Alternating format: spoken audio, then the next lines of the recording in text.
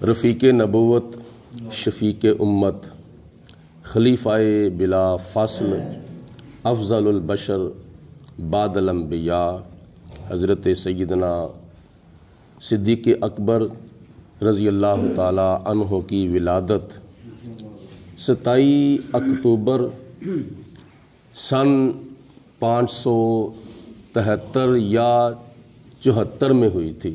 دو روایتیں ملتی ہیں۔ حضرت سیدنا ابو بکر صدیق رضی اللہ تعالی عنہ کی جب ولادت ہوئی تو بعض روایات میں آتا ہے کہ اللہ پاک کی ذات بابرکات نے جنت عدن کو ارشاد فرمایا۔ جنت عدن 8 جنتوں میں سے ایک جنت ہے، کیونکہ جنت کے دروازے بھی 8 ہیں اور جنت کے درجات بھی 8 ہیں۔ جیسے جنت الفردوس ہے، جنت السلام ہے، جنت الجلال ہے، جنت عدن بھی ایک نام ہے، ایک درجے کا۔ اللہ پاک کی ذات نے جنت عدن کے درجے کو ارشاد فرمایا کہ اے جنت عدن، مجھے میری عزت و جلال کی قسم، اللہ پاک کی ذات نے اپنی عزت کی قسم اٹھا کر جنت عدن کو ارشاد فرمایا کہ مجھے اپنی عزت و جلال کی قسم، یہ جو بچہ پیدا ہوا ہے حضرت سیدنا صدیق اکبر عبداللہ بن عثمان، اس بچے کے ساتھ جو محبت کرے گا میں اسی کو جنت میں داخل فرماؤں گا۔ یہ اللہ پاک کی ذات بابرکات نے اس وقت جنت کو ارشاد فرمایا کہ جب حضرت سیدنا صدیق اکبر رضی اللہ تعالی عنہ اپنے والد گرامی ابو قحافہ اور اپنی ماں حضرت ام الخیر سلمہ بی بی کے گھر میں پیدا ہوئے تھے۔ یہ بات بڑی اہم بات ہے کہ اللہ پاک خود ارشاد فرمائے کہ جس جنت کے اندر ہم تم سب لوگوں نے جانا ہے، اللہ پاک بشرط کہ خاتمہ ایمان پہ ہمیں نصیب فرمائے، تو اس جنت کے ساتھ اللہ پاک باتیں کر رہا ہے کہ میں تجھ میں اس کو داخل کروں گا جو اس نو مولود بچے کے ساتھ پیار کرے گا۔ اور اس وقت پیدا کون ہوئے تھے؟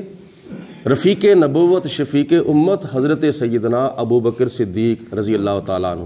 اس کی وضاحت کے بارے میں ایک اور روایت میں آتا ہے کہ حضور علیہ الصلوۃ والسلام نے فرمایا تھا کہ اے علی، ٹکٹ جنت کا اس کو دینا ہے جس کے دل میں حضرت ابو بکر صدیق کی محبت ہوگی، صدیق اکبر کا جس کے دل میں پیار ہوگا۔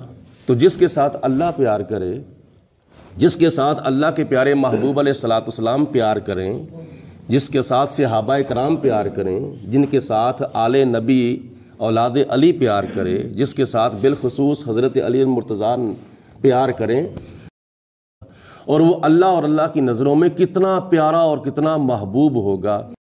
جہاں ذکر خدا ہوگا وہاں ذکر مصطفیٰ ہوگا، جہاں ذکر مصطفیٰ ہوگا وہاں ذکر حبیب مصطفیٰ ہوگا۔ اللہ عمل کی توفیق عطا فرمائے۔ الصلاۃ والسلام علیکم یا سیدی یا رسول اللہ